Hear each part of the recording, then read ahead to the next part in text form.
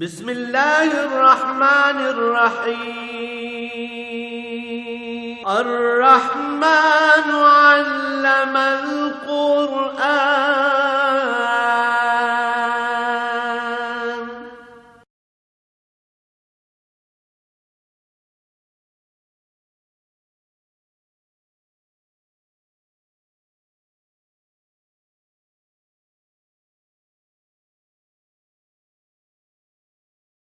الحمد للہ رب العالمین والصلاة والسلام علی حبیبہ محمد وآلہ وصحبہ اجمعین ان المتقین فی جنات وعیون ادخلوها بسلام آمنین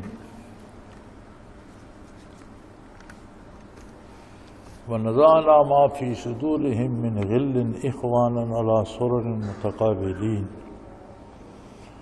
لا يمسهم فيها نصب وما هم منها بمخرجين نبئ عبادي أني أنا الغفور الرحيم وأن عذابي هو العذاب الأليم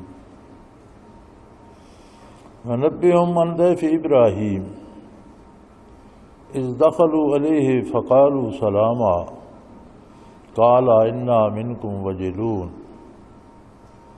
قالوا لا توجل إنا نبشرك بغلام عليم قال بشرتموني على أن مسني الكبر فبم تبشرون قالوا بشرناك بالحق فلا تكن من القانتين قال ومن يقنط من رحمة ربه إلا الضالون قال وما خطبكم أيها المرسلون قالوا إنا أرسلنا إلى قوم مجرمين إلا آل لوط إنا لمنجوهم أجمعين إلا امرأته قدرنا إنها لمن الغابرين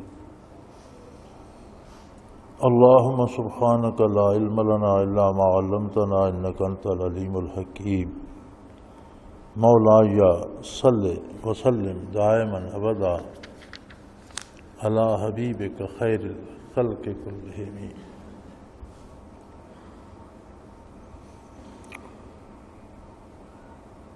یقیناً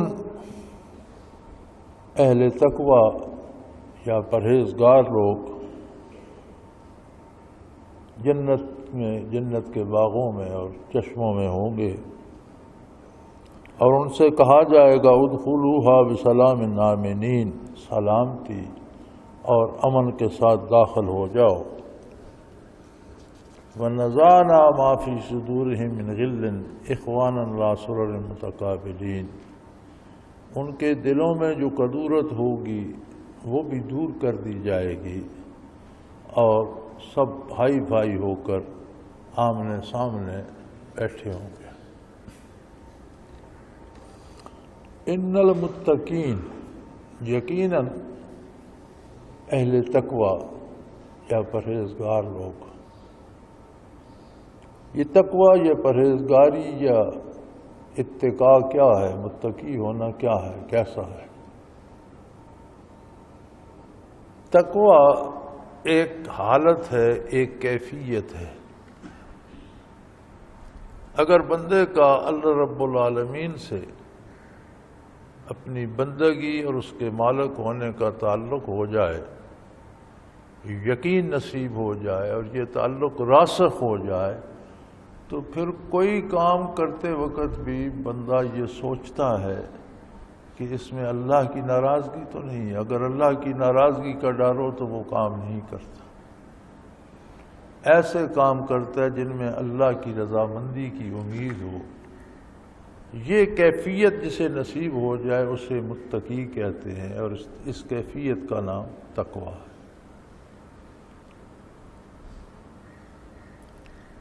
تو فرمایا اہل تقوی یقیناً جنت میں داخل ہوں گے جہاں بہترین باغات اور چشمے جاری ہیں، اور ان سے کہا جائے گا ادخلوها بسلام آمنین، اس میں داخل ہو جاؤ، اس کے داخلے کے بعد سلامتی ہی سلامتی ہے، امن ہی امن ہے، نہ کوئی دکھ ہے، نہ بیماری ہے، نہ رنج ہے، نہ تھکاوٹ ہے، کوئی رنج کے نام کی کوئی چیز جنت میں نہیں ہے، آرام ہی آرام ہے۔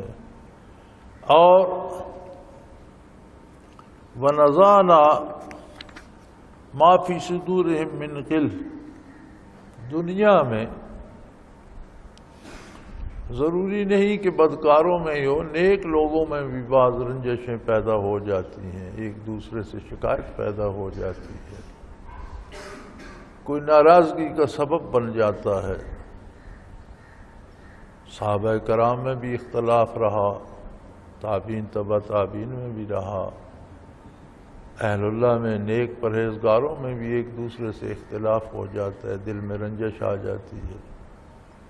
تو فرمایا جنت کے داخلے سے پہلے ہر قسم کی رنجشیں ہم ان کے دل سے صاف کر دیں۔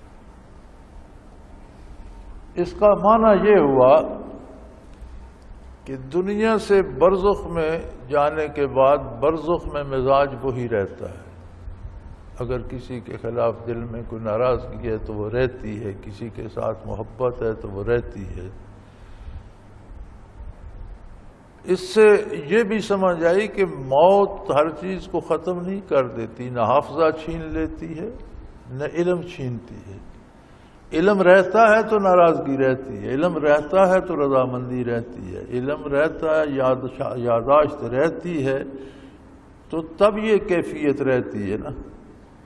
تو موت کسی خاتمے کا نام نہیں، بلکہ دنیا میں جیسا کسی کا مزاج ہو برزخ میں بھی ویسا ہی ہوتا ہے، کسی سے تعلق ہو تو ویسا ہی ہوتا ہے، کسی سے خوش ہو تو خوش ہوتا ہے، کسی سے خفگی ہو تو وہ رہتی ہے۔ اللہ کریم فرماتے ہیں جب اہل جنت کو جنت میں داخل کیا جائے گا تو ان کے مابین اگر کوئی چھوٹی موٹی رنجش ہے، اختلاف ہے، تو وہ تلخی دور کر دی جائے گی، کیونکہ یہ بھی ایک قسم کا رنج ہے، اور جنت وہ سرزمین ہے جہاں کوئی رنج کوئی دکھ نہیں ہوگا، اور وہ بھائیوں کی طرح ایک دوسرے کے مقابل بہترین تختوں پر جلوہ افروز ہوں گے۔ لا یمسہم فیہا نصب وما ہم منہا بمخرجین، نہ تو وہاں جنت میں انہیں کوئی کسی طرح کی تکلیف پہنچے گی، یعنی دکھ رنج نام کی کوئی چیز جنت میں ہے ہی نہیں، حتیٰ کہ کسی کام سے تھکاوٹ تک بھی نہیں ہوگی، کوئی ناپسندیدہ بات جنت میں نہیں ہوگی، اور نہ انہیں پھر جنت سے نکالا جائے گا۔ یہ بھی یقین دلا دیا جائے گا کہ اب ہمیشہ ہمیشہ کے لیے یہ تمہارا گھر ہے، اور جہاں رنج یا تکلیف نام کی کوئی چیز نہیں ہوگی۔ نبئ عبادی انی انا الغفور الرحیم، میرے بندوں کو بتا دیجئے کہ میں بہت بڑا بخشش والا اور رحمت والا ہوں۔ وَأَنَّ عَذَابِي هُوَ الْعَذَابُ الْعَلِيمُ، اور میری سزا بھی بڑی دردناک سزا ہے۔ یعنی میرے بندوں کو ان دونوں حال سے مطلع فرما دیجئے اور واضح کر دیجئے کہ انتخاب تمہارا ہے، اللہ نے تمہیں شعور دیا ہے، عقل دی ہے، سمجھ دی ہے، سوچ لو سمجھ لو، انتخاب تمہارا ہے۔ میری رحمت حدود سے ماورا ہے، بہت وسیع تر ہے، اور میں معاف کرنے والا ہوں، بخشنے والا ہوں۔ اگر تم سے ہزاروں خطائیں، لاکھوں کروڑوں خطائیں بھی ہو چکی ہیں تو خلوص دل سے توبہ کرو اور اطاعت اختیار کر لو تو میری بخشش کو پا لو۔ لیکن یہ بھی یاد رکھو کہ اگر تم محض خواہشات نفس میں لگے رہے اور دنیا داری میں لگے رہے اور آخرت کی فکر نہ کی تو میری سزائیں بھی بڑی دردناک ہیں۔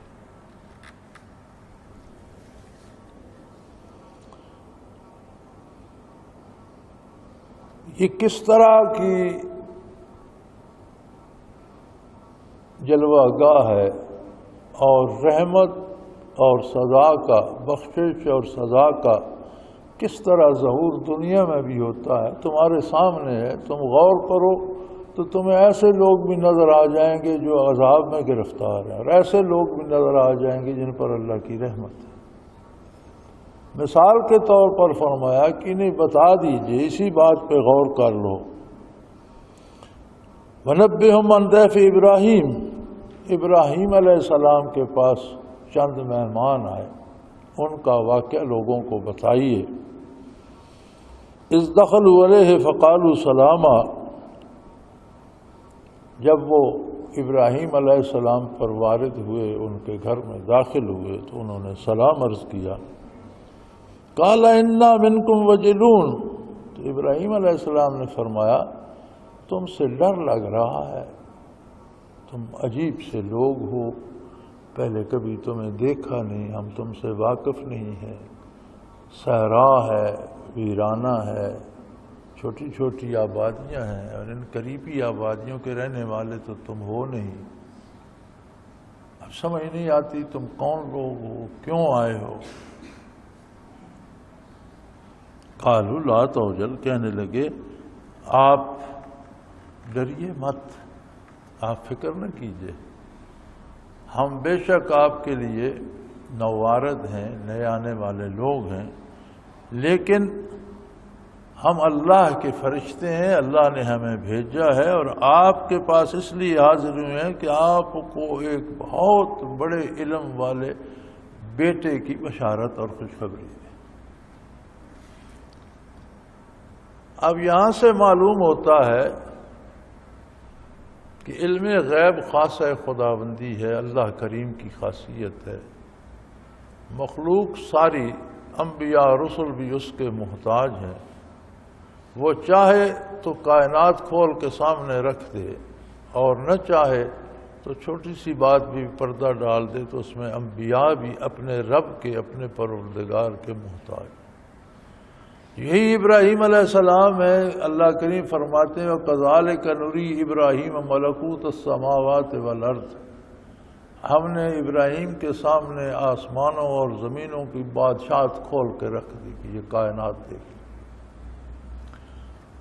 لیکن یہاں فرشتے انسانی شکل میں آئے تو آپ پریشان ہو گئے، پہچان نہیں سکے کہ ان لوگوں سے کوئی پہچان نہیں ہے، میں جانتا نہیں ہوں کون ہے، کیوں آئے ہیں، کیا کرنے آئے ہیں، آپ گھبرا گئے، چونکہ یہاں اللہ کریم نے حجاب نہیں اٹھایا تھا، اب نبی سے بڑا کشف کس کا ہوگا، لیکن اللہ نے نہ بتایا تو نہیں سمجھ آئی، نہ بتانا چاہا، جب پوچھا تو اللہ نے فرشتوں کو اجازت دی تھی، انہوں نے بتا دیا ہم فرشتے ہیں اور آپ کو ایک ایسے بیٹے کی بشارت اور خوشخبری دینے جو بہت بڑے علم والے ہو، بہت بڑے فاضل ہو۔ قَالَ بَشَرْتُمُونِي عَلَىٰ مَسَّنِيَ الْكِبَرُ فَبِمَ تُبَشِّرُونَ، تو انہوں نے فرمایا میں تو ضعیف ہو چکا ہوں،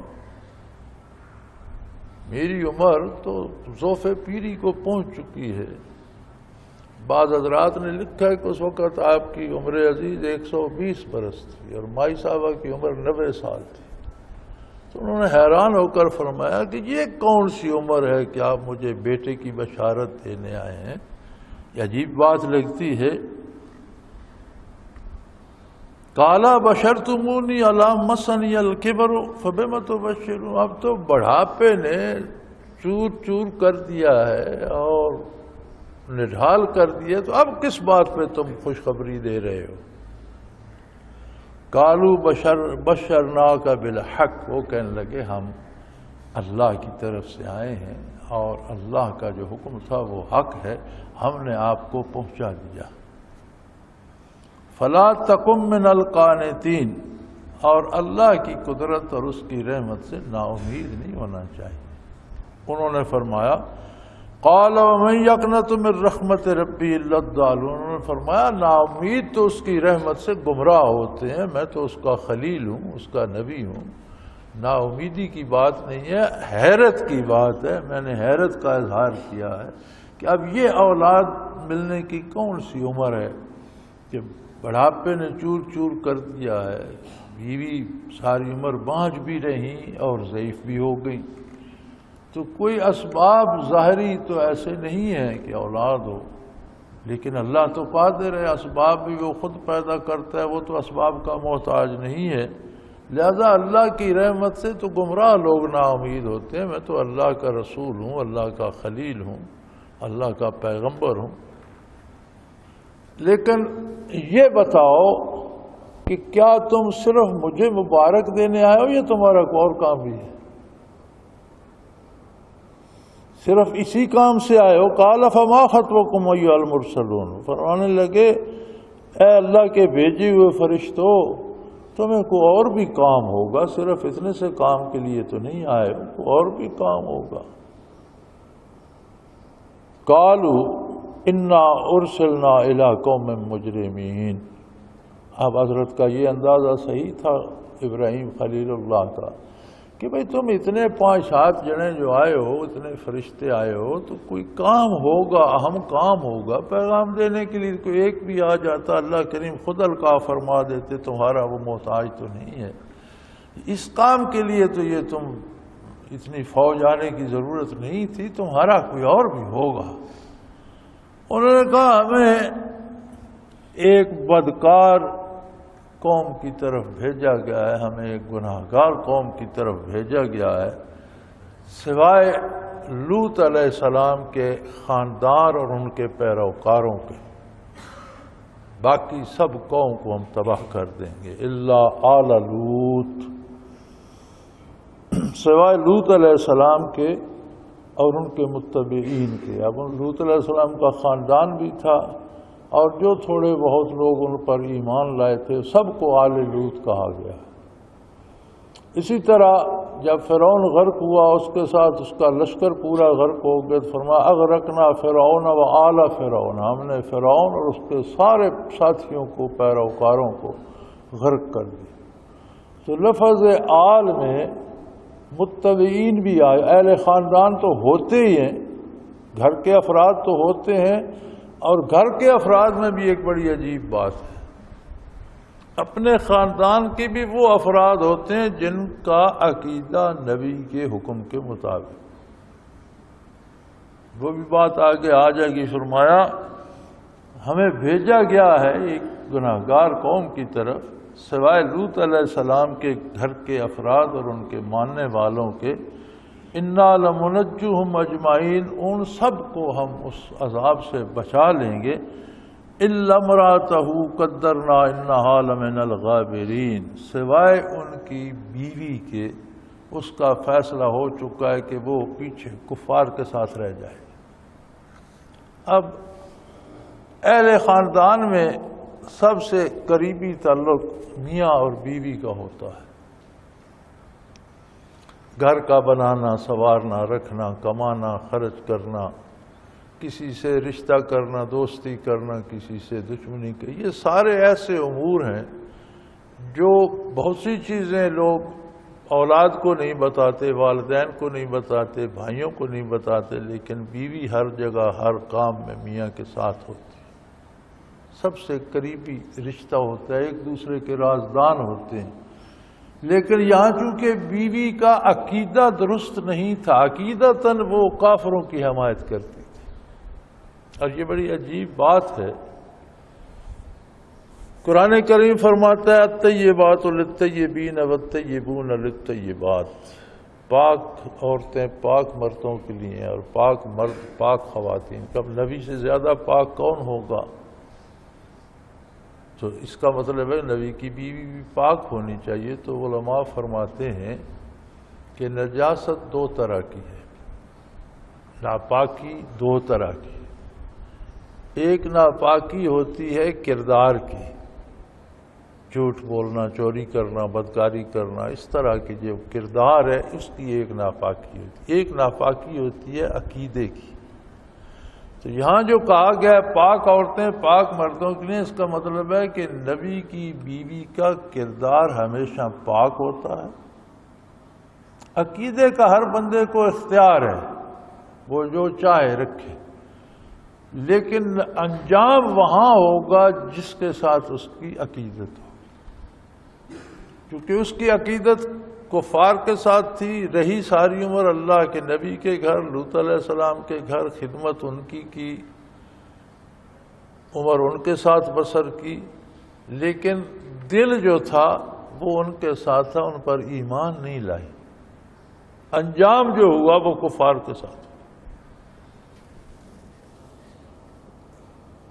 تو فرمایا ان کے سارے خاندان کو اور ان کے متبعین کو، ماننے والوں کو تو اس سے عذاب سے بچا لیں گے، سوائے ان کی بیوی کے، اس کا فیصلہ ہو چکا ہے کہ وہ کفار کے ساتھ ہی تباہ ہوگی۔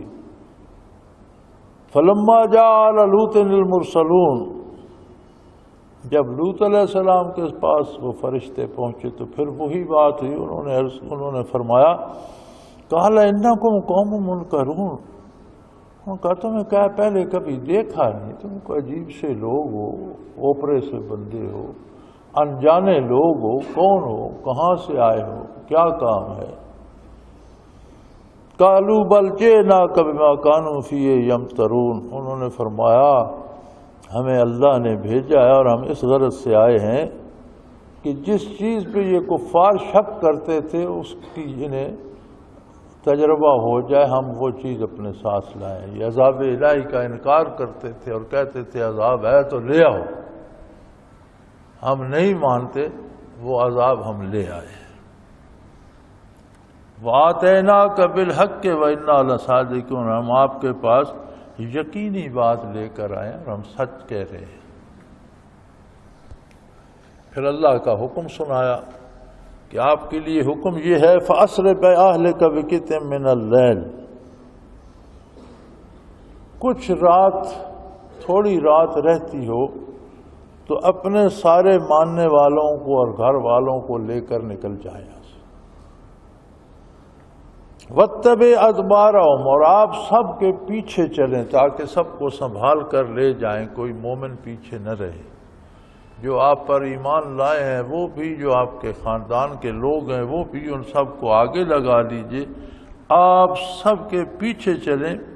وَلَا يَلْتَفِتْ مِنْكُمْ أَحَدٌ، اور آپ میں سے کوئی شخص مڑ کر نہ دیکھے، پیچھے شور شرابہ ہو، بجلیاں گریں، بارش برسے، پتھر برسیں، آگ لگے، آپ کا اس سے کوئی تعلق نہیں ہے، اس طرف دیکھیں بھی نہیں۔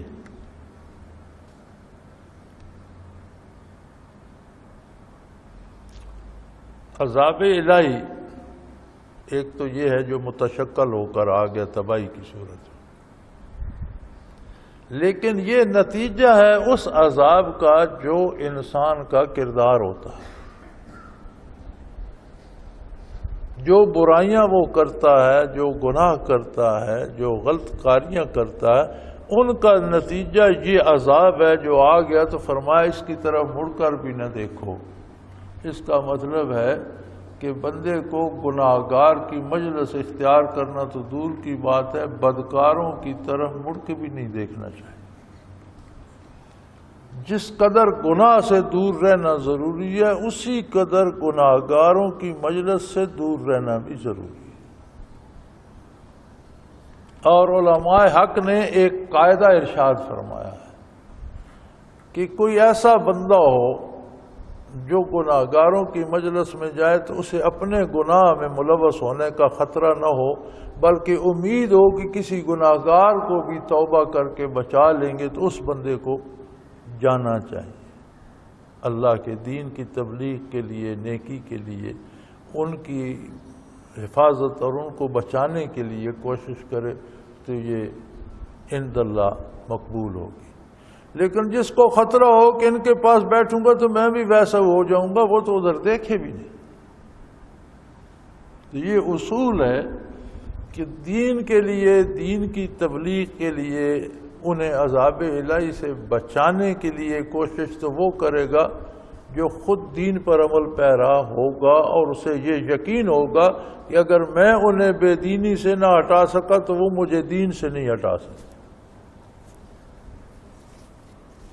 سو فرمایا یہ پابندی لگائی کہ ایک تو پہر رات رہتی ہو تو آپ نکل جائیں، پھر فرمایا آپ سب کو آگے لگا کر خود پیچھے لگیں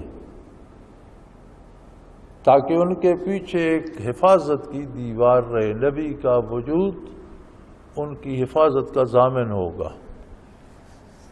وَلَا يَلْتَفِتْ مِنْكُمْ أَحَدٌ، اور کوئی آپ میں سے مڑ کر نہ دیکھے، پیچھے جو ہوتا ہے ہوتا رہے۔ وَامْضُوا حَيْثُ تُؤْمَرُونَ، اور وہاں جائیے گا جہاں کا آپ کو حکم دیا گیا ہے۔ مفسرین کرام نے لکھا ہے کہ انہیں ان شہروں سے نکل کر ملک شام جانے کا ارشاد ہوا تھا، تو فرمایا آپ اس طرف چلے جائیے۔ وَقَضَيْنَا إِلَيْهِ ذَلِكَ الْأَمْرَ أَنَّ دَابِرَ هَؤُلَاءِ مَقْطُوعٌ مُصْبِحِينَ، اور ہم نے لوط علیہ السلام کو یہ بھی بتا دیا، بذریعہ وہی بتا دیا کہ صبح ہوتے ہوتے یہ تباہ برباد ہو جائیں گے، ان کی جڑیں تک کٹ جائیں گی، ان کا نشاں باقی نہیں رہے گا۔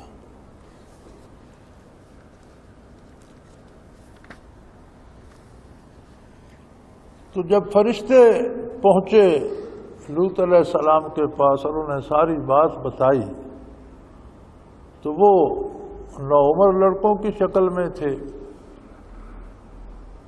تو اہل شہر کی عادت تھی نوعمر بچوں سے برائی کرتے تھے، تو لوط علیہ السلام گھبرائے۔ پہلے تو یہ بات پتہ چلنے سے پہلے تو آپ بہت گھبرائے، پہلے کہا تم عجیب ہو، نوعمر لڑکے ہو، یہ بستی ایسے گناہگاروں کی ہے، تم میرے گھر پہ آ گئے، تم سے وہ زیادتی کریں گے تو میری بھی عزت خراب ہوگی، میری بے عزتی بھی ہوگی، تمہیں بھی تکلیف پہنچے گی اور ایک عظیم گناہ بھی ہوگا۔ تو بڑے پریشان ہوئے، اور وہی ہوا کہ شہر کے منچلے اور بدمعاش اکٹھے ہو کر آ گئے، اور بڑے وہ خوش تھے، خوشی خوشی دوڑے دوڑے آئے۔ تو لوط علیہ السلام نے فرمایا قال ان هؤلاء ضيفي فلا تفزعون، کہ اس وقت تو یہ لوگ میرے مہمان ہیں، اور مہمان کی توہین تو خود میزبان کی توہین ہوتی ہے، تو تم مجھے رسوا نہ کرو، میرے مہمانوں کے ساتھ زیادتی نہ کرو، میرے گھر پہ مت آؤ، چلے جاؤ۔ واتقوا اللہ ولا تخزون، اللہ سے ڈرو، اللہ کے غضب سے ڈرو، اللہ کی نافرمانی نہ کرو، اور مجھے بے آبرو نہ کرو، مجھے دکھی نہ کرو۔ قوم کے لوگوں نے کہا قالوا اولم ننہک عن العالمین، ہم نے آپ کو پہلے بھی کئی دفعہ کہا کہ آپ ساری دنیا کے ٹھیکیدار نہ بنیں۔ پتہ نہیں یہ کون لوگ ہیں، کہاں سے ہے، ہم جانے یہ جانے، آپ کا اس میں کیا ہے؟ ہم نے آپ سے کئی مرتبہ کہا کہ آپ ساری دنیا کا ٹھیکہ مت لیں۔ انہوں نے فرمایا قال ہؤلاء بناتی، وہ جب تماشا تو اکٹھے ہوتے تھے تو مرد عورتیں سب آ جاتے تھے نا، تو انہوں نے فرمایا کہ یہ جو میری بیٹیاں ہیں، یعنی تمہاری بیویاں جو تمہارے ساتھ ہیں، اللہ نے تمہیں یہ عورتیں دی ہیں، اور یہ جائز ذریعہ ہے، تمہاری منقوہ عورتیں ہیں، تو تم ان کی طرف متوجہ ہو، اگر تم نے کرنا ہے تو ان کے یہ تم پر حلال ہیں، تمہاری بیویاں ہیں، قوم کی بیٹیاں ہیں، میری بھی بیٹیاں ہیں، میں بھی انہیں بیٹیاں سمجھتا ہوں، تو یہ تمہارے لیے حلال ہیں، تم جائز طریقہ اختیار کرو، یہ ظلم نہ کرو۔ لا امروں کا، اللہ کریم فرماتے ہیں میرے حبیب تیری زندگی کی قسم، انہم لفی سکرتہم یعمہون، وہ اپنی مستی میں مدہوش ہو رہے تھے، انہیں کوئی بات سجائی نہیں۔ لیکن یہاں نبی صلی اللہ علیہ وآلہ وسلم کی عمر مبارک کی شہادت تھی کہ آپ کی زندگی تقوی کی، قرب الہی کی، اطاعت الہی کی وہ روشن مثال ہے کہ جس کی اللہ کریم قسم دے رہے ہیں۔ آپ کی حیات مبارک کی قسم، آپ کی عمر عزیز کی قسم، وہ لوگ اپنی مستی میں مدہوش ہو رہے تھے، انہیں کوئی سمجھ نہیں آ رہی تھی غلط صحیح کی کہ اللہ کا نبی کیا فرما رہا ہے، اللہ کا حکم کیا ہے، ہم کیا کر رہے ہیں۔ وہ ان باتوں سے آگے نکل گئے تھے، اپنی مستی میں اچھل کود رہے تھے اور پکڑنے کی کوشش کر رہے تھے۔ پھر ہوا کیا،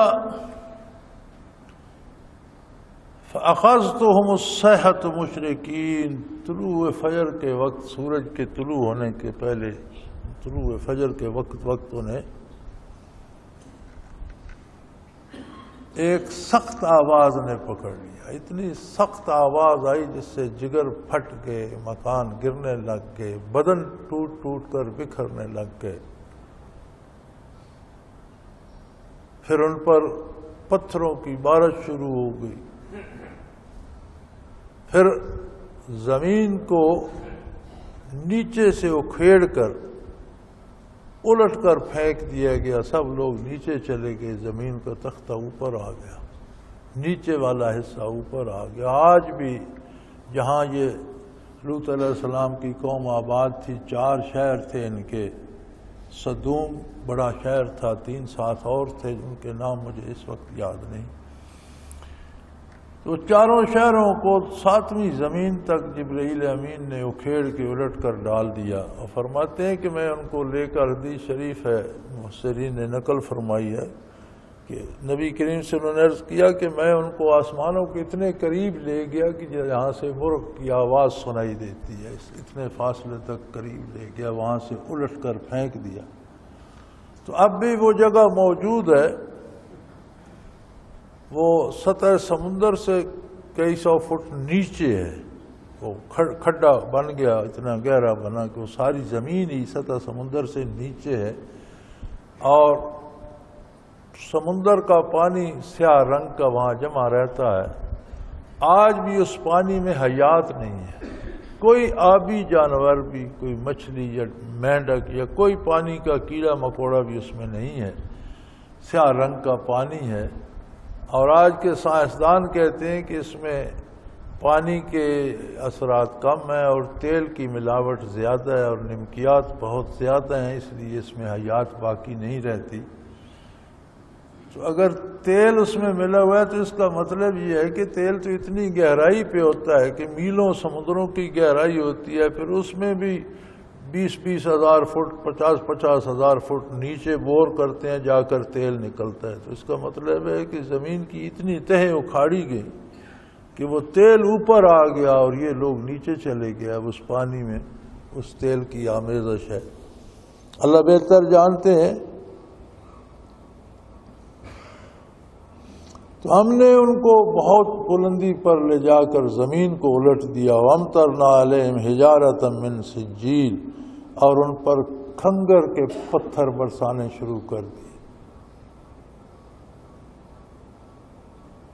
إِنَّ فِي ذَلِكَ لَآيَاتٍ لِّلْمُتَوَسِّمِينَ۔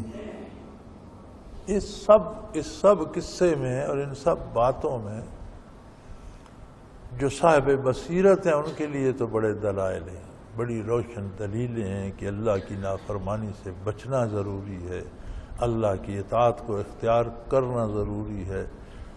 یہ دنیا اور اس کا انجام اتنا ہی ہے کہ یہ بھی ساری تباہ ہو جائے گی۔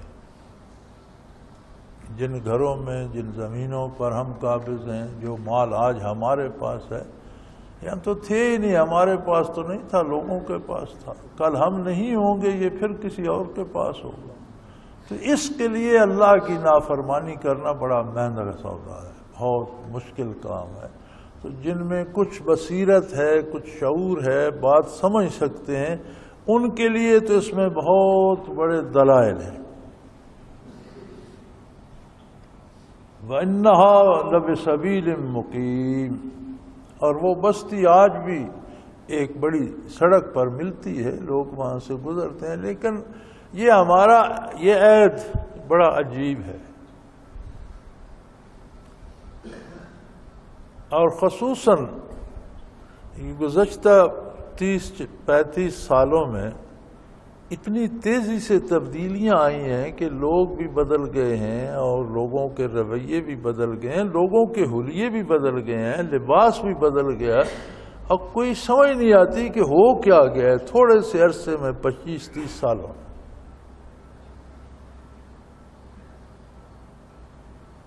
ابھی میں کل بات ہو رہی تھی کہ 60 اور 70 کے درمیان کے عرصے میں ہم کولے کی مائنوں پہ کام کرتے تھے، تو رمضان شریف آ جاتا تھا تو کوئی مزدور بھی روزہ نہیں چھوڑتا تھا، یہ تصور ہی نہیں تھا کہ روزہ چھوڑ دیا جائے، کوئی بیمار ہو یا اسے تکلیف ہو تو، ورنہ بچے تک روزہ رکھتے تھے، بزرگ رکھتے تھے، ہم نے فصلیں کاٹی ہیں روزہ رکھ کے، فصلیں گاہیاں غلہ وغیرہ الگ کیا رمضان شریف میں، سارے کام ہوتے رہتے تھے۔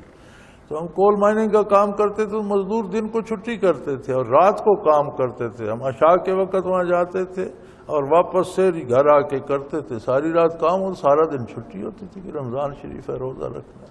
اب وہ یہ تصور ہی کوئی نہیں، حلال اعلان لوگ کھاتے پیتے ہیں، کوئی پرواہ نہیں کرتا۔ دیہات میں پھر کچھ گنجائش ہے، شہروں میں تو پتہ بھی کوئی نہیں کسی کو۔ ہر بندے کا لباس شریفانہ ہوتا تھا، مردوں کو احساس ہوتا تھا کہ کہیں سے پنڈلی یا بازو ننگے سر کوئی نہیں نکلتا تھا باہر۔ ہمارے گاؤں میں دیہات میں نوجوان لڑکے کو بھی منع کرتے تھے کہ ننگے سر باہر مت جاؤ، پگڑی ہو یا ٹوپی کوئی سی سر پہ ہو۔ اب مرد کیا، اب عورتیں ننگی پھرتی ہیں، 2-4 چیتھڑے سے لٹکائے ہوتے ہیں، سارا جسم نظر آ رہا ہوتا ہے۔ تو عجیب سا کوئی طوفان بدتمیزی آ گیا ہے۔ تو اس کو بھی فرمایا، اللہ کہیں فرماتی کہ اب بھی وہ مین بڑی سڑک پر ہے اس آبادی کی جگہ، اور وہ مردار سمندر، ڈیڈ سی جسے کہتے ہیں، بحر مردار، لیکن لوگ عبرت کی بجائے وہاں پکنک مناتے ہیں۔ اتنا فرق ہو گیا۔ ہمارے ہاں بھی دیکھ لیں جو آثار قدیمہ نکلے ہیں، موہنجو دارو ہے یا ہڑپا وغیرہ یا ٹیکسلا، تو لوگ سیر کرنے جاتے ہیں، عبرت حاصل نہیں کرتے۔ یہ ٹیکسلا والوں کی کتنی بڑی حکومت تھی، بدھوں کی کتنا بڑا اقتدار تھا، کتنی بڑی شہنشاہیت تھی، کہاں گئے، کیا ہوئے؟ کھنڈر ہیں، کوئی بندہ نہیں، آبادی نہیں، محلات بھی کھنڈر ہو گئے، یونیورسٹیاں بھی کھنڈر ہو گئیں، اور چیزیں پڑی ہیں، بندہ کوئی نہیں۔ موہنجو دارو والے یا دوسرے سارے، ان سے عبرت کوئی نہیں لیتا۔ وہ عبرت کی ایک چھٹانک برآمد نہ ہو سکی، کلچر نکل پڑا ہے ٹنوں کے حساب سے۔ تو لوگوں نے سیرگاہیں بنا لی ہیں، عبرت حاصل نہیں کوئی کرتا۔ یہ عجیب سا دور آ گیا ہے بے راہ روی کا۔ اللہ فرمائے انہا لبسبیل مقیم، آج بھی وہ بڑی آباد سڑک پر وہ جگہ ہے، کوئی عبرت حاصل کرنا چاہے تو اسے دیکھ کے سمجھ سکتا ہے۔ ان فی ذلک لآیات للمؤمنین، لیکن فرمایا یہ دلائل ان لوگوں کے لیے ہیں جنہیں ایمان نصیب ہوتا ہے۔ کفر اتنی بڑی تاریکی ہے، اتنی بڑی جہالت ہے، اتنی بڑی مصیبت ہے کہ یہ چیزیں کفر کی سمجھ میں نہیں آتی، اس کے ذہن میں یہ چیزیں اس کے دل کو اپیل ہی نہیں کرتی۔ یہ تو ان لوگوں کے لیے دلائل ہیں جنہیں نور ایمان نصیب ہے۔ وَإِنْ كَانَ أَصْحَابُ الْأَيْكَةِ لَظَالِمِينَ، اسی طرح بن کے رہنے والے حضرت شعیب علیہ السلام کی قوم، وہ بھی بڑے ظلم کرتے تھے، وہ بھی اللہ کی نافرمانی میں بہت خود سر ہو گئے تھے، اور شعیب علیہ السلام کا ارشاد نہیں مانتے تھے، نبی کے ارشاد کی پرواہ نہیں کرتے تھے۔ فَانْتَقَمْنَا مِنْهُمْ وَإِنَّهُمْ عَلَىٰ إِمَامٍ مُّبِينٍ، انہیں بھی ہم نے تباہ کر دیا، ان سے بھی انتقام لیا گیا، ان پر بھی عذاب مسلط کیا گیا، اور ان کی بس ویران شدہ بستیاں بھی ایک بڑے راستے پر ہیں، آج بھی قافلے وہاں سے گزرتے ہیں، اور ان کا انجام دیکھ کر عبرت حاصل کر سکتے ہیں۔ اسی طرح وَلَقَدْ كَذَّبَ أَصْحَابُ الْحِجْرِ الْمُرْسَلِينَ، وادی حجر کے رہنے والوں نے بھی اللہ کے رسولوں کا انکار کیا۔ وَآتَيْنَاهُمْ آيَاتِنَا فَكَانُوا عَنْهَا مُعْرِضِينَ، اور ہم نے انبیاء بھیجے، انہیں دلائل عطا فرمائے، ان پر صحیفے نازل ہوئے، احکام الہی اور دلائل، معجزات عطا ہوئے انہوں نے انہیں معجزات پیش کیے، دلائل پیش کیے، عقلی دلائل پیش کیے، نقلی دلائل پیش کیے، احکامات الہی سنائے۔ فَكَانُوا عَنْهَا مُعْرِضِينَ، لیکن انہوں نے کسی چیز کی پرواہ نہیں کی، روگردانی کرتے رہے ہر چیز سے۔ وَكَانُوا يَنْحِتُونَ مِنَ الْجِبَالِ بُيُوتًا آمِنِينَ، حالانکہ وہ قوم اتنی طاقتور تھی کہ بڑی بڑی چٹانوں اور بڑے بڑے سخت پہاڑوں کو کاٹ کر اس کے اندر گھر بناتی تھی. بہت محفوظ گھر ہوتے تھے.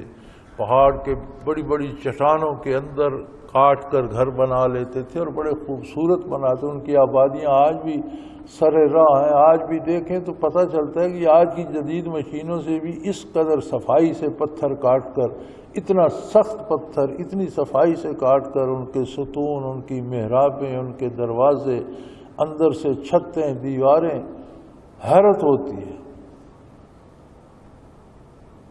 جو بڑے مضبوط گھر بناتے، بیوتن آمنین، بڑے امن سے رہنے والے اور بہت مضبوط گھر بناتے تھے بڑے بڑے پہاڑوں کی چٹانیں کاٹ کر. لیکن جب اللہ کے انبیاء اور رسولوں کی نافرمانی کی، فَأَخَذَتْهُمُ الصَّيْحَةُ مُصْبِحِينَ، تو علی صبح انہیں بھی ایک تیز آواز نے آ پکڑا. وَمَا أَغْنَىٰ عَنْهُمْ مَا كَانُوا يَكْسِبُونَ، پھر وہ دار دولت دنیا اور وہ مضبوط گھر اور وہ اپنی آبادیاں اور وہ طاقتور جسم اور وہ دنیاوی مال و اسباب وہ کسی کام نہ آیا. کوئی چیز انہیں پھر عذاب الہی سے بچا نہیں سکتی. آدمی اللہ سے دور کیوں ہوتا ہے؟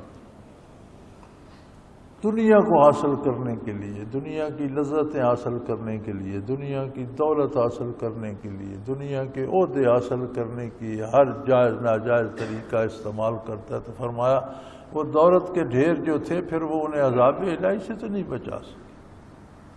پھر وہ کسی کام نہ آئے، رہ گئے، پڑے رہ گئے اور یہ لوگ تباہ و برباد ہو گئے.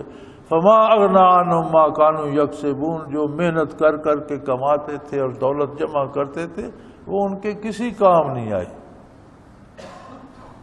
وما خلقنا السماوات والارض وما بینہما الا بالحق، ہم نے زمین اور آسمان فضول پیدا نہیں فرمایا، یہ حق پر قائم ہے. اور حق یہ ہے کہ جو کوئی کرے گا اس کا نتیجہ بھگتے گا.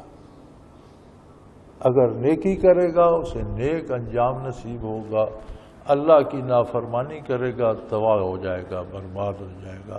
یہ زمین و آسمان، یہ کائنات کا سارا نظام حق پر قائم ہے. اگر اس میں ناانصافی ہونے لگے تو یہ قائم نہیں رہ سکتا. اگر آپ سورج کی ایک ایک کرن چھیننے لگ جائیں کہ اس سے چرا لی جائے تو ایک دن دنیا تاریک ہو جائے گی، چل نہیں سکے گی. اگر آپ ایک گھاس کے تنکے کے ساتھ بھی، ایک ایک تنکے کے ساتھ بھی بے انصافی ہو تو پھر یہ سبزہ زار لہلہا نہیں سکتے.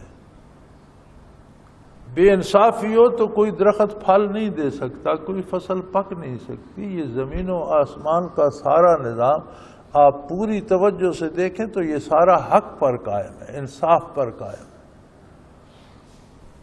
تو فرمایا وما خلقنا السماوات والارض وما بینہما الا بالحق، ہم نے آسمانوں کو، زمینوں کو اور جو کچھ ان میں آسمانوں اور زمینوں میں سب کو حق پر پیدا فرمایا ہے. سب کی بنیاد جو ہے بقا کی وہ حق ہے. وَإِنَّ السَّاعَةَ لَآتِيَةٌ، اور یقیناً قیامت آنے والی ہے.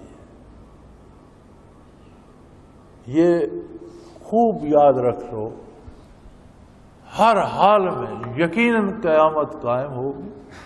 یہ سب کچھ تباہ ہوگا، نیک بد سب کا جائزہ لیا جائے گا.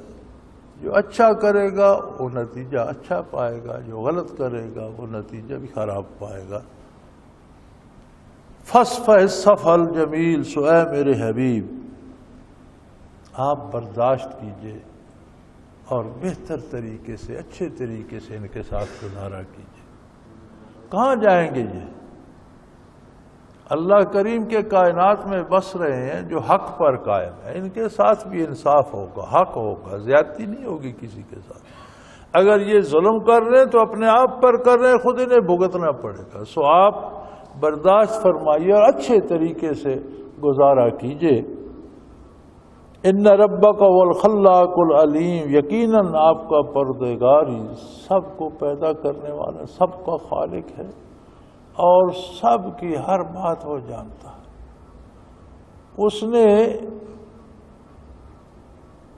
کھربوں ذرات جوڑ کر ایک وجود بنایا ہے، ہر ذرہ اس کے حکم کا محتاج ہے، ہر ذرے کی خصوصیت اس کی تخلیق کردہ عطا کردہ ہے، ہر ذرے سے وہ واقف ہے، ہر حال سے وہ واقف ہے۔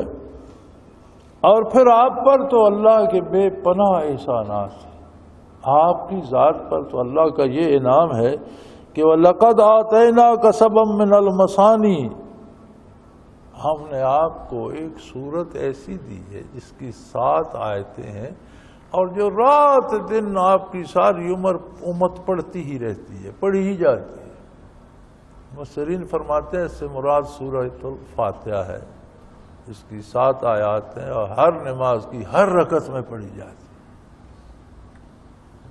تو اللہ کریم فرماتے ہیں کہ ہم نے آپ کو ایک ایسی صورت عطا کی ہے، اور یہ بھی مفسرین فرماتے ہیں کہ تمام امتوں میں یہ خصوصیت اس امت مرحومہ اور حضور صلی اللہ علیہ وسلم کی امت کی ہے کہ انہیں سورہ فاتحہ عطا کی گئی اور اس کی برکات عطا ہوئی۔ اور جب یہ صورت نازل ہوئی تھی تو مفسرین لکھتے ہیں کہ شیطان خاک میں لیٹتا تھا اور خاک سر میں ڈالتا تھا کہ جو لوگ رات دن یہ صورت دہراتے رہیں گے میرا ان پر کیا بس چلے گا۔ چنانچہ اس نے اس کا علاج بھی ڈھونڈ لیا کہ لوگوں کو یہ پڑھنے سے ہی محروم کر دیا جائے، نماز پہ جائیں ہی نہیں، نہ مسجد جائیں گے، نہ نماز پڑھیں گے، نہ اسے دہرائیں گے۔ تو یہ اللہ کریم کا بہت بڑا احسان ہے، اور فرماتے ہیں کہ سورہ فاتحہ جو ہے یہ سارے قرآن کریم کا ماحصل اور خلاصہ ہے، سارا قرآن کریم اس کی تفصیل ہے، ساری حدیث شریف قرآن کی اور سورہ فاتحہ ہی کی تفصیل ہے۔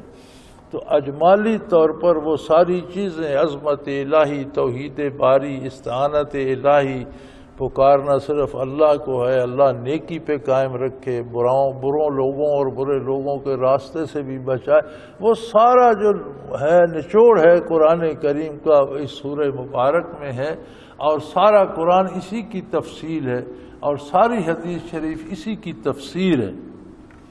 پھر ہم نے اس کے ساتھ آپ کو والقرآن العظیم، بہت بڑی عظمت والا قرآن عطا کر۔ قرآن اللہ کریم کا ذاتی کلام ہے، اور کلام جس ہستی کا بھی ہو اس میں متکلم کی شخصیت کے اثرات موجود ہوتے ہیں۔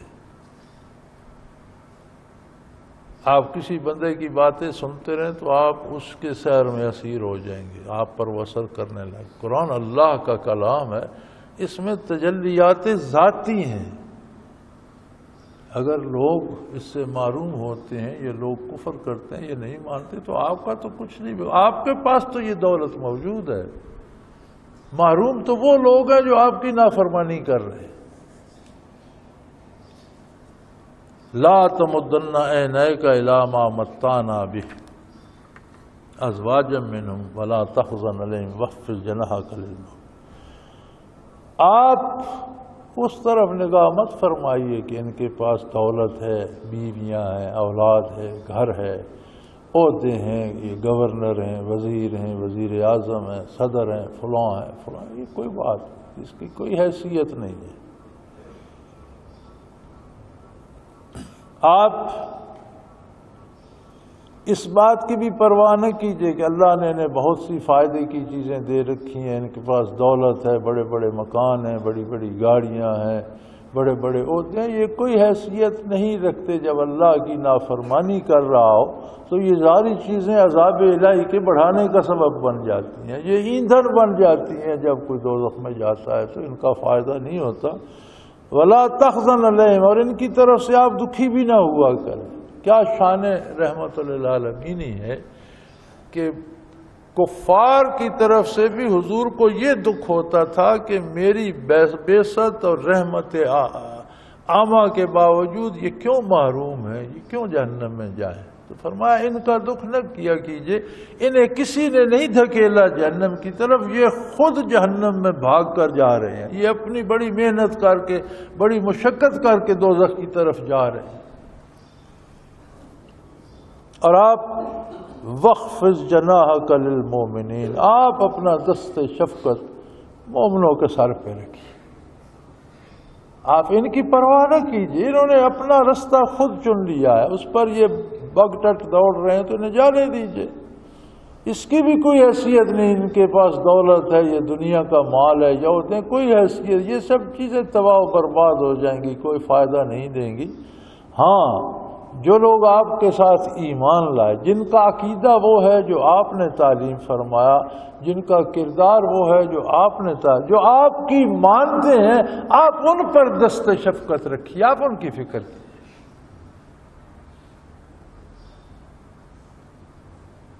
حضور کو اللہ نے پیدا ہی رحمت للعالمین فرمایا، کائنات کی ساری رحمت جو رحمت الہی کائنات میں تقسیم ہوتی ہے، اس کا منبع حضور کی ذات کو بنا دیا۔ اس کے باوجود حکم دیا جا رہا ہے کہ مومنین کے سر پہ دست شفقت رکھی۔ سبحان اللہ، کیا شان ہے ایمان کی اور مومن کی، اور کتنا کرم ہے پروردگار عالم کا مومن پر کہ حضور اکرم صلی اللہ علیہ وسلم کو فرمایا جا رہا ہے وَخْفِضْ جَنَاحَكَ لِلْمُؤْمِنِينَ، اور مومنوں پر شفقت رکھیے، مومنوں کے لیے اپنے بازوئے اقدس واق کر دیجئے، مومنوں کو اپنے کرم میں سمیٹ لیجئے۔ وَقُلْ إِنِّي أَنَا النَّذِيرُ الْمُبِينُ، اور یہ بات بتا دیجئے سب کو کہ میرا منصب جلیلہ یہ ہے کہ فردہ قیامت جو مصیبتیں آنے والی ہیں، میں ان کی خبر تمہیں آج دے، مر کر جن باتوں سے تم آشنا ہوگے میں تمہیں وہ باتیں آج بتا دوں، قبر میں جا کر تمہیں جن باتوں کی سمجھ آئے گی کہ یہ کس کام کا نتیجہ کتنا برا ہے، میں تمہیں دنیا میں وہ بتا دوں کہ یہ کرو گے تو اس کا یہ انجام ہوگا۔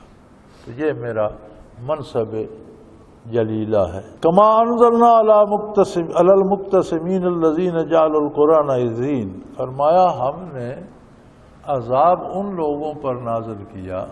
یہ دیکھیں، یہ سارے عجیب عجیب کام ہیں، کافر تو ہے ہی کافر، بعض لوگ اسلام کا دعویٰ کر کے بھی کام کفر کا کرتے۔ فرمایا ایسی قومیں بھی گزری ہیں جنہوں نے اللہ کی کتابوں کے حصے کر لیے تھے، جو بات پسند آئی وہ رکھ لی، جو نہ پسند آئی وہ کتاب سے نکال دی۔ آپ آج بھی دیکھیں، اب عیسائی دنیا کو دیکھ لیں، جو چیز پسند آتی ہے وہ اپنا لیتے ہیں، جو نہیں پسند آتی وہ غائب کر دیتے ہیں۔ آج بھی اسمبلیاں اور گرجے بیٹھ کر شرعیہ کام کے فیصلے کر دیتے ہیں، مرد کی مرد سے اور عورت کی شادی جائز ہے۔ اب یہ تورات میں تو نہیں ہے، انجیل میں نہیں ہے، ان کی کتابوں میں تو نہیں ہے، انہوں نے طے کر لیا، ایک قانون بنا لیا۔ تو فرمایا ایسے لوگ جنہوں نے دعویٰ تو ایمان کا کیا لیکن اپنی پسند کی زندگی جیے اور اللہ کے احکام کو تقسیم کر دیا، جو بات پسند نہیں آئی وہ چھوڑ دی، جو پسند آ گئی وہ اختیار کر لی، ایسے لوگوں پر ہم نے عذاب نازل فرمایا۔ فَوَرَبِّكَ لَنَسْأَلَنَّهُمْ أَجْمَعِينَ، اور تیرے پروردگار کی قسم ہم ان سب سے ضرور سب سے پوچھا جائے گا، سب کو جواب دینا ہوگا۔ پروردگار کی قسم مراد یہ ہے کہ اللہ رب العالمین ہے، ربوبیت کا تقاضا یہ ہے کہ ہر چیز پر اس کے مطابق نتیجہ مرتب ہو۔ گلاب کا پودا لگایا جائے تو اس پر گلاب کا پھول آئے، موتیے کا لگایا جائے تو اس پر موتیے کا پھول آئے، یہ ربوبیت کا تقاضا ہے۔ گندم بوئی جائے تو اس سے گندم ہی حاصل ہو، چنے بوئے جائیں تو چنوں کی فصل ہی آئے۔ یہ تقاضا ربوبیت ہے کہ ہر چیز کی تربیت کر کے اسے انجام تک پہنچائے۔ تو برائی کا انجام کیوں نہ برا ہوگا؟ یہ تو تقاضا ربوبیت ہے، جو برائی کرے گا اسے برائی بھگتنا پڑے گی، جو نیکی کرے گا اسے نیک انجام نصیب ہوگا۔ اور تیرے پروردگار کی قسم ان سب سے پوچھا جائے گا کہ یہ کیا کرتے تھے، کیا کردار تھا ان کا، کیا نظریہ، کیا عقیدہ تھا۔ فَاصْدِعْ بِمَا تُؤْمَرُ وَأَعْرِضْ عَنِ الْمُشْرِكِينَ، آپ کو جس بات کا حکم ہوا ہے آپ اس بات کو واضح کر کے بتا دیجیے، کھول کر بتا دیجیے، اور مشرکوں کی کوئی پرواہ نہ کیجیے۔ اب قرآن کریم کو آپ پڑھیں اور جو حالات حضور نے مکہ مکرمہ میں شرک کے بارے، بتوں کے بارے، مشرکین کے کردار کے بارے جو آپ نے فرمایا، یہ محمد الرسول اللہ صلی اللہ علیہ وسلم کا یہ حوصلہ تھا کہ پوری دنیا کفر میں وہ احکام سنائے، ورنہ کون جرأت کر سکتا ہے کہ یہ باتیں ان کے سامنے کرے۔ اِنَّا كَفَيْنَاكَ الْمُسْتَهْزِئِينَ، یہ آپ سے مذاق کرتے ہیں کہ دیکھو یہ ایک شخص دنیا کو تبدیل کرنے چلا ہے، لوگوں کے باپ دادا کے مذاہب تبدیل کرنے چلا ہے، پوری دنیا کفر پہ متفق ہے اور یہ اکیلا توحید کا علم لے کر کھڑا ہو گیا، تو اس بات کا مذاق اڑاتے ہیں۔ فرمایا اللہ ان کو کافی ہے، یہ مذاق ان کو سمجھ آ جائے گی کہ کامیابی کس کو نصیب ہوتی ہے۔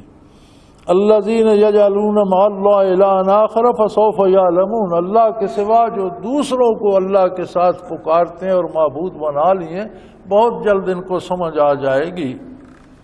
وَلَقَدْ نَعْلَمُ أَنَّكَ يَضِيقُ صَدْرُكَ بِمَا يَقُولُونَ، ہم کو پتہ ہے، اللہ فرماتے ہیں ہم جانتے ہیں کہ ان کی باتوں سے آپ کا دل کتنا تنگ ہوتا ہے، کتنی تکلیف ہوتی ہے آپ کو، کتنا دکھ ہوتا ہے جب یہ دین کا مذاق اڑاتے ہیں، آپ کا مذاق اڑاتے ہیں، احکام الہی کا مذاق اڑاتے ہیں، ذات الہی پہ پھبتیاں کستے ہیں، تو اس کا کتنا رنج آپ کو پہنچتا ہے، آپ کے قلب اثر پہ کتنا دکھ ہوتا ہے۔ تو اس کا علاج ہے،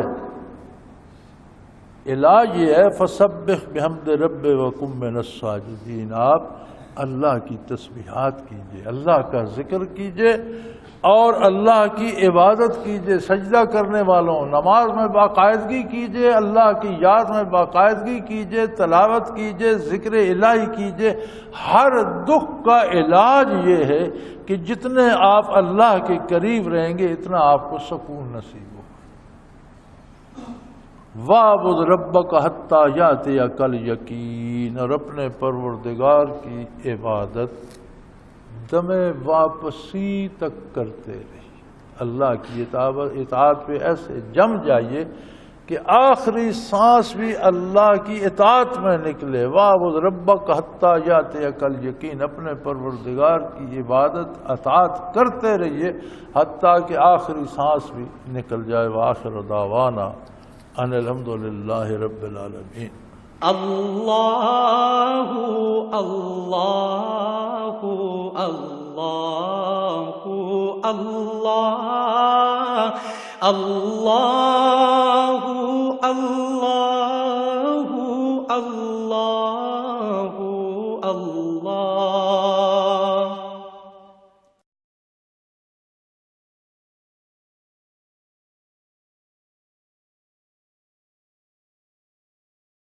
سال سے قرآن و حدیث کے اوپر خطابات کر رہے ہیں اور سلسلہ نقشبندیہ اویسیہ کے مطابق لوگوں کو ذکر الہی کی تربیت دے رہے ہیں۔ وہ قرآن پاک کی تفسیر ترتیب وار بیان کر رہے ہیں۔ تفسیر قرآن کو وہ موجودہ ملکی اور بین الاقوامی حالات کے مطابق بیان کرتے ہیں۔ موٹر وے سے کلر کہار کے انٹرچینج سے نکلتے ہوئے، کلر کہار کی جھیل سے ہوتے ہوئے میانی، بوچھال اور نور پور سے گزرتے ہوئے دارالعرفان منارہ پہنچ سکتے ہیں۔ حضرت امیر محمد اکرم آوان نے بچیوں اور بچوں کی دینی اور دنیاوی تعلیم کے لیے سقارہ اکیڈمی کے نام سے ایک درسگاہ بھی قائم کی ہے، جس کا افتتاح ملک پاکستان کے صدر جنرل محمد ضیاء الحق نے اپنے دست مبارک سے کیا تھا۔ وہ تمام احباب جو اسلام کی طلب رکھتے ہیں ان سے گزارش ہے کہ دارالعرفان منارہ ضلع چکوال میں امیر محمد اکرم آوان صاحب کے خطابات سے مستفید ہوں۔ وہ ہر جمعے کو نماز سے پہلے بیان فرماتے ہیں۔ ہر ماہ کی پہلی اتوار کو ماہانہ اجتماع ہوتا ہے جس میں آپ خصوصی خطاب فرماتے ہیں اور پاکستان کے چاروں صوبوں سے احباب اس اجتماع میں شرکت کرتے ہیں۔ اس کے علاوہ یہاں سال میں 2 مرکزی اجتماعات بھی ہوتے ہیں، ایک رمضان المبارک میں اعتکاف کا اجتماع اور دوسرا جولائی اور اگست میں 40 دن کا اجتماع ہوتا ہے جس میں روحانی تربیت کی جاتی ہے۔ اپنا خون سیماب دے کر اتنا ہم کر جائیں گے، نام آقا کا چمن میں پھر رقم کر جائیں گے۔